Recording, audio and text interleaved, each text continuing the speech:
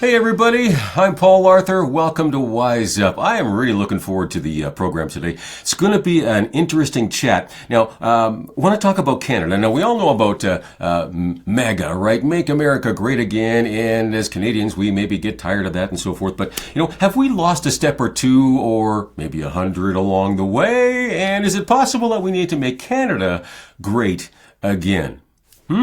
Just want to throw that out there, and our guest today, I think, has a thing or two to say about that.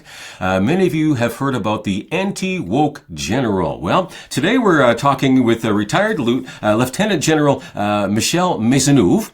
And he spent like 35 years, I think it was, in the Canadian Army. He served as the Assistant Deputy Chief of the Defence Staff of Canada, also Chief of Staff at NATO's Allied Command Transformation in Norfolk, and he's also the 30th recipient of the Vimy Award. And he's got a new book out, and you'll love this book. It's called In Defense of Canada, Reflections of a Patriot. That's available anywhere you buy books, but his website, indefenseofcanada.com. So good to have you with us, Michel. Merci beaucoup, Paul. Thanks for the invitation. It's great to be here. Oh man, lots to talk about, and I tell you, your book is, yeah, you don't hold back. You just let her rip, and you tell it the way you see it, and you cover a lot of different topics, not just the military things, and we'll touch on some of the military things too, but I mean social issues, political issues as well, and so I think it's a real good book for people to peruse through and say, hey, let's give this some thought. At least the first time I heard of you was back in, I think, November of 2022, something like that. I believe it was a speech at the Vimy Gala where you were being honored with the Vimy Award. And that speech ruffled a lot of feathers. Do you want to tell us a bit about that? I mean, were you surprised by that? I mean, what were people upset about? Well, I wasn't necessarily surprised. I was surprised that there was no dialogue after. I mean, what happened is the award was I received the award in 2020, but with COVID, it was Right. not presented until 2022 at the Museum of Civilization in Ottawa, which, of course, as you know, Ottawa's a bubble. It's even more of a bubble, perhaps, than Toronto is. But people Yep. they live in their own little bubble, and people in Lethbridge or in Chicoutimi are completely different than that. That's the reality of our country. Mm-hmm. So as I reflected on the award and the opportunity to make a speech on any topic I wanted, obviously I was honored to receive this award. I thought, okay, I need to really get some stuff off my chest. I'd been unhappy with the direction our country was going since for many, many years, even before Justin Trudeau came to power. And so I said, my speech is going to really tell it like it is about what I feel about Canada, where we're going, the fact, as you said, that Canada used to be great, and I gave lots of examples of that. And then I said, there are certain issues that are going on now that are bothering me, and here's what these issues are. I tried, and I was speaking as a Canadian, Paul. I wasn't speaking as a partisan, of one party, another, blah, blah, blah. I was Right. speaking as a Canadian who, 35 years in the military and then another 10 years as a senior public servant. So a total of, let's say, 45 years in service for our country. And so and in those 45 years, my freedom of speech had always been restricted. Obviously, I could speak about what I was doing, but I couldn't criticize the government, talk about not agreeing with this or that. So here I was now a few years later where those restrictions had been lifted, and I'm an ordinary Canadian and allowed in our country to have freedom of speech and give my opinion. And that's what that was, hoping to create a dialogue with Canadians who felt the same way or did not feel the same way. Somebody could have come up to me after and said, agreed with what you said on this, don't agree with this, and let's talk about it. And, perhaps we will help each other understand better what's going on. I got none of that. Okay, so I made the speech on I can't remember the night of the speech, and the next day I was canceled by a number of organizations. Oh. So that's what essentially the story is, and since then, obviously, I was very lucky. From the National Post actually picked up the speech and put it on their newspaper, and then I've written a number of op-eds since then, and then eventually came, I was asked to write this book, and that I'm very proud of. It's a small book. but it gives my opinion on a number of subjects, as you say, not just the military. And I think as Canadians, we need to have these opinions.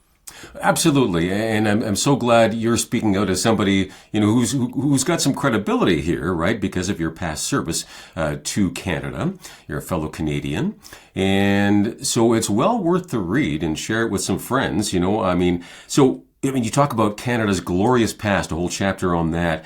You say Canada mattered. We carried some weight on the global stage, both with our military as well as, I think, our politics, our culture, and so forth.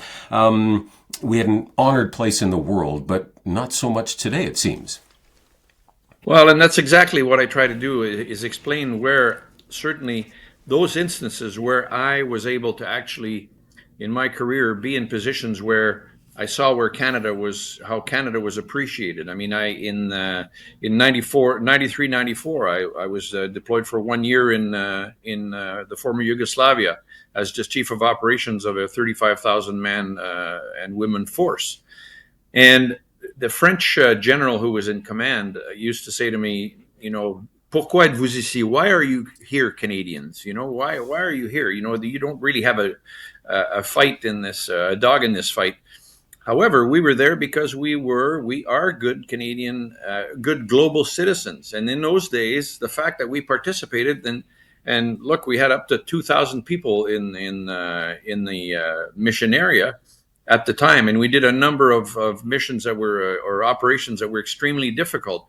We had the credibility of the international community. I don't think that's where we are today, sadly. After 9/11, I was sent down to the U.S. to look after what we could provide to the coalition of the willing that the U.S. was putting together.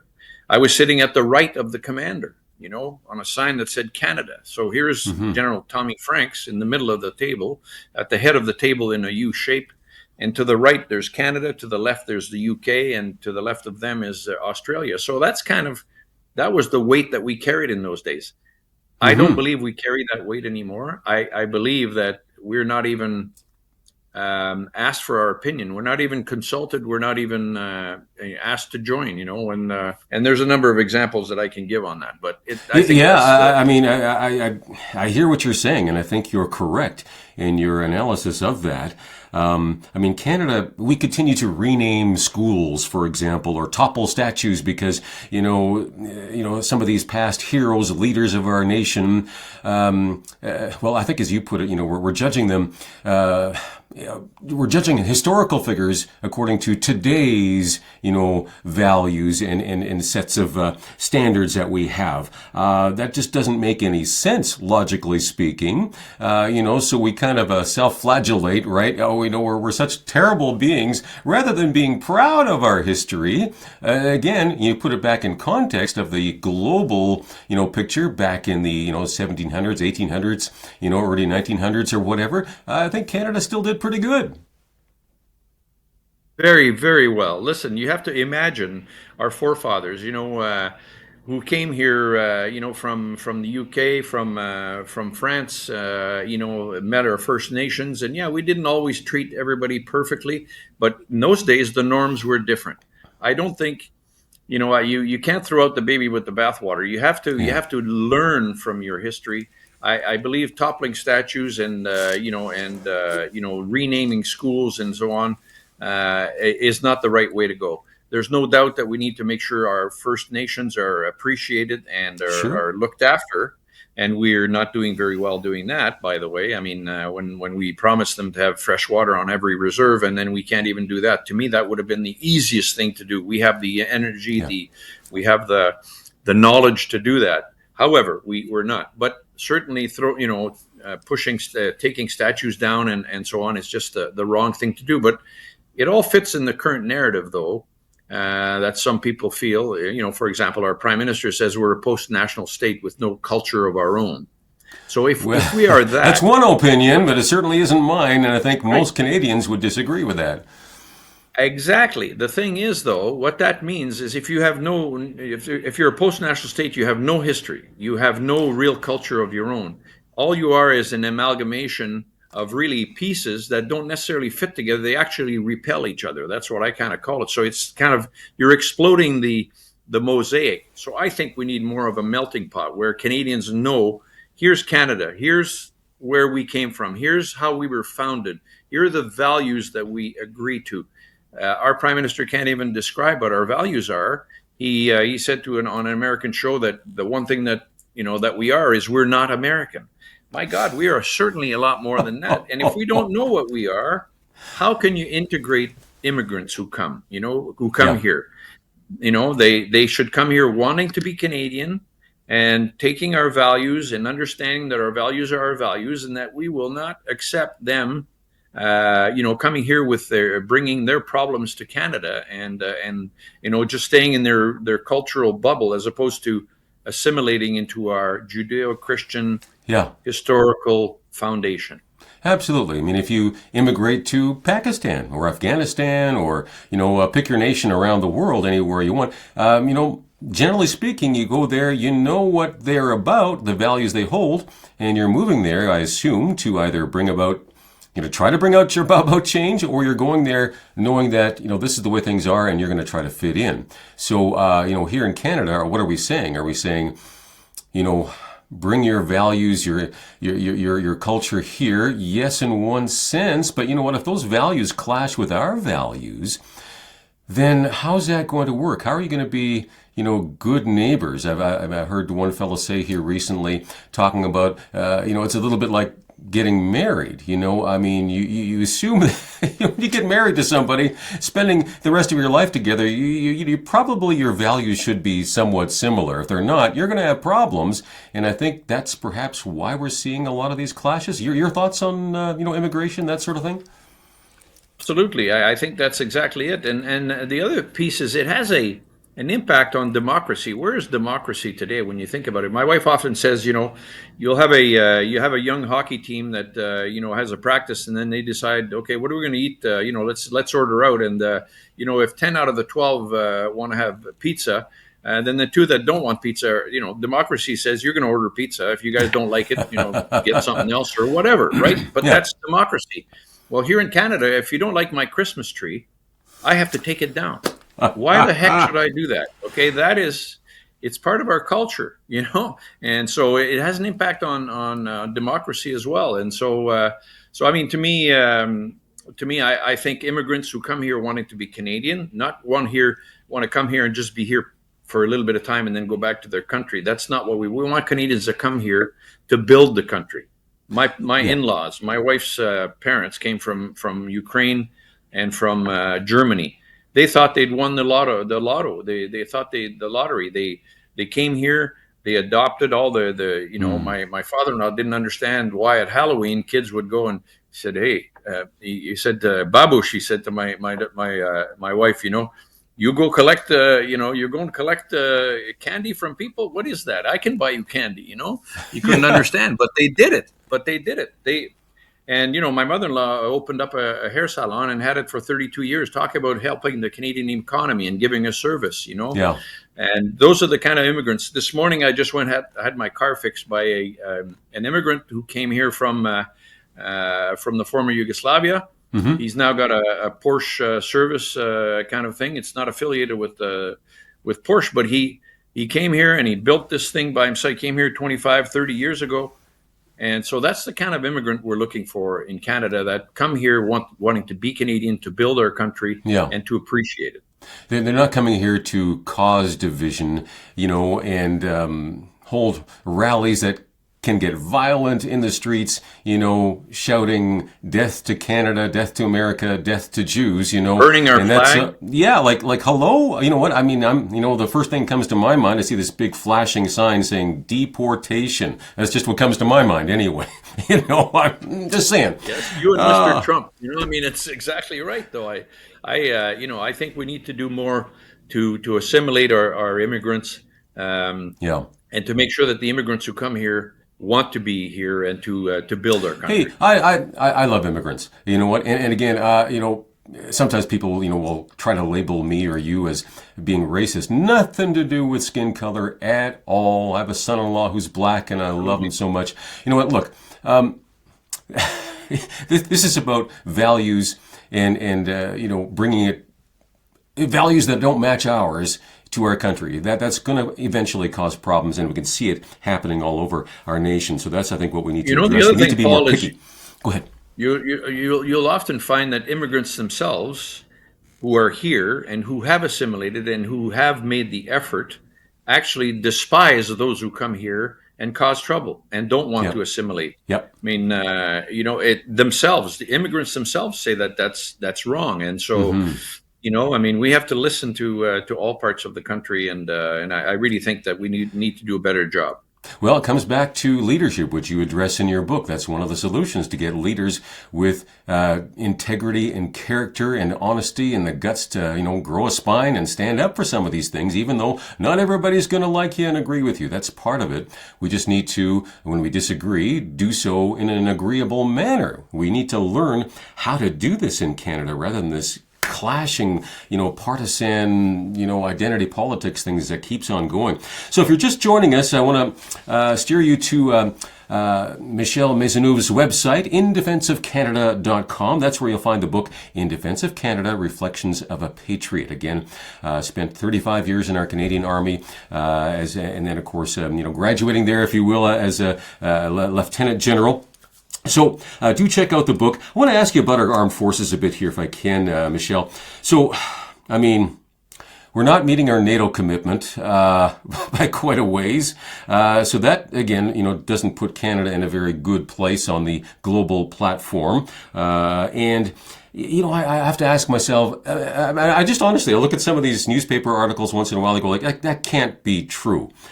Really, the Canadian Armed Forces, in some situations, we're asking the soldiers to buy their own helmets and their own meals. Did that actually happen? It did happen, and it was in Latvia. I guess our troops were deployed, and before the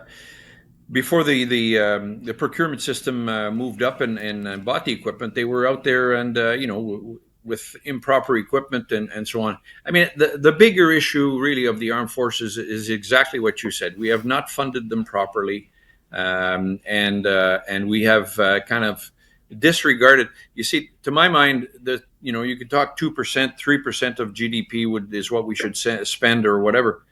Right now, I think we shouldn't worry about that. We should say, okay, what do we need to defend our country? What do we need? Let's take a blank sheet of paper.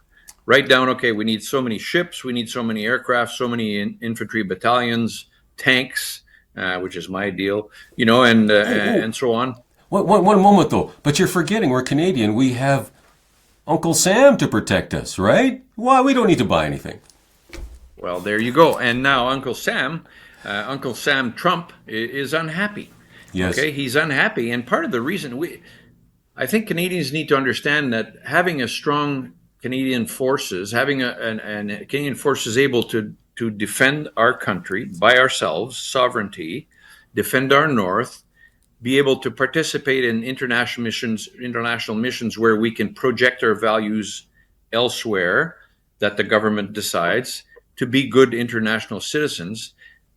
The armed forces demonstrate the sovereignty and the strength of a people. And right now, the reason that Mr. Trump is unhappy, the reason NATO is unhappy, is because the armed forces have not been funded properly looked after, and we don't look after our veterans once they finish their service in uniform. So yeah. So to me, again, if we took, that's why I say, never mind the percentage. If you took a blank sheet of paper and wrote down what we need to defend our country, including the North, you would definitely get above 3%, I think, 2 or 3%. You would, because we require it. So right now our armed forces are so small, and they're missing like 16, 17% of the personnel. We don't have enough fighter pilots to fly the aircraft that we own. We don't have, our kit is disarray. It's ridiculously out of date. We have a small group of Canadians in Latvia in the brigade group, and I know a lot of them, and I know the commander there. He's a fantastic young Canadian, but we're just not giving them the equipment and the training that they need. So they're doing their best, but it takes the entire Canadian forces to look after to support these 2,000 people that are deployed out there. It's pretty Well, pathetic. maybe we should trade some of the bureaucracy we have. We have it's expanded so much over the last 10 years of the liberal rule. I mean, these are the Yeah, stats. I mean, you can vote any way you 40%. want, but you think of the money in that. Could that possibly go toward funding our military? I'm thinking that might be a really, really good trade, with all due respect to our civil servants. But let me ask you this: why are the CAF recruitment efforts failing miserably? I mean, I see the signs everywhere. I've got a son who's talking about maybe joining the reserves, but those numbers aren't going up. Why? Well, because our leaders just do not promote service to the country. I think that's where it starts. And, to me, anytime there's an announcement about the military, sometimes there's not even a uniformed person there. The government, right from the prime minister to the cabinet ministers, including the Minister of National Defense, to the other MPs in the country, they never talk about the honor of serving your country. They never really talk about service as something that people should do. Yes, service in the military, but also service in other places, Parks Canada, or to help our First Nations, or whatever, or service in a faith-based organization. I mean, serving your community, serving your prochain, your citizens, your friends, your acquaintances, your anyone who needs it. So the whole idea of serving is not uppermost in the government, in our leaders' minds. So when Hmm. that translates to, okay, well, join the Canadian Forces, and by the way, everything we've heard about it is they're all misogynistic people in there. There's all kinds of sexual misconduct in there. I would never send my daughter or my son to serve in Right. there. I mean, this doesn't help. And let me tell you, though, the ones that are serving right now, we've got great young Canadians, and they're doing their best. They are really doing their best, but Right. we're not supporting them. There's Yeah, a and contract there between them and us, right? yeah, and we're not denying that there are, issues in the military. I mean, we know that is the case, but, our wonder sometimes, does our media, overblow some of those things? And again, I don't want to belittle that in any way. Truth is to be coming out if there's things like that going on. But big picture, is the military a good place to serve? And I think I'm hearing you say yes, it is. And we need to talk about that as a country as well. You address issues like DEI, right? Diversity, equity, and inclusion. The whole wokeism thing that's happening all over the place. Our universities, it's in our media. It's. I mean, free speech is so key for our nation to succeed. And you talk about DEI versus meritocracy, so things based on merit, right? We want to hire people, including in the military, on merit, not based on wokeism. I mean, that's an issue, isn't it? It absolutely is, and it's also related to the recruiting issue that you were talking about Mm-hmm. before. I mean, people show up at the recruiting center. You ought to be able to say, okay, let's assess all these folks, Yep. and put them in on an order of merit, and take the best ones. I mean, right now, if somebody happens to fit in a certain special interest group that you want to recruit because of DEI principles, then that person will move up the line, up the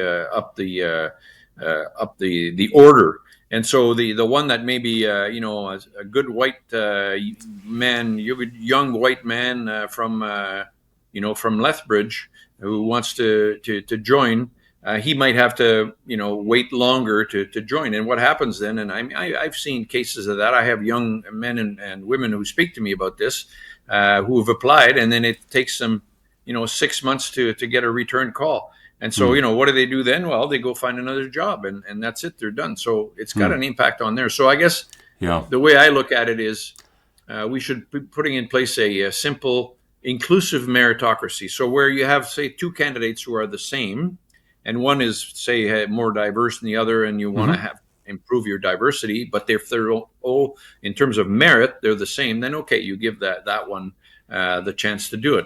But other than that, let's just use simple meritocracy to get up there. And you talked about woke, the whole issue of should we have warriors in our Canadian Armed Forces? I mean, if you're not gonna have warriors in Canadian Armed Forces, where are they going to be? I mean, that's Yeah, where you need warriors to defend and to fight. You know, yeah. the whole idea of an armed force is to win your nation's wars. Yeah, And so, that's the point. They're there to yeah, defend you in a real world where bad stuff yeah, happens. You know, yeah, and if good people stand by and don't do anything, then that bad stuff keeps on happening. So, yeah. I'm up against the clock a bit here. I want to give you a chance just to talk a bit about. Yeah, I mean, you write in your book that Canadians need to be shaken out of our complacency. That's an interesting term. We need more outrage. Wow! And yet at the same time, you talk about the need for, kindness as well, when we disagree with one another. Do you want to just talk a bit about what we can do to bring about change here? We need, our leadership needs to act on this, right? Yeah, as during the speech, in the book, and every time I speak, I still say that the two things that will help us bring this country to achieve its potential. We have incredible potential. We're not achieving it. Two things: crisis of leadership and a crisis of complacency. Leadership, I don't have to talk about it anymore. I think you see what we need. We need new leaders, not only politically, but every leader in Canada needs to kind of say, okay, let's go. Let's make Canada achieve the potential that it has, every leader. And I give an idea of what my leadership principles are. And that's sometimes people don't think, what are my principles? How do I think? What's important about leadership? And to me, I have, I list them in the book. But the other piece is complacency. And I guess I am looking for outrage. I'm looking for people to actually talk to each other and discuss and have opinions about things, to inform themselves on what's going on in Canada, and then to actually not only inform themselves, inform others, and then to actually make an impression on those who are our leaders. And I gotta leave it there because of the time. We need to have you on again, I think maybe. So again, our guest, Michel Maisonneuve, thank you so much. Check out his book, In Defense of Canada. indefenseofcanada.com is where you can get the book. Thanks for watching. Share this with your friends. WizeUp.ca. God bless Canada.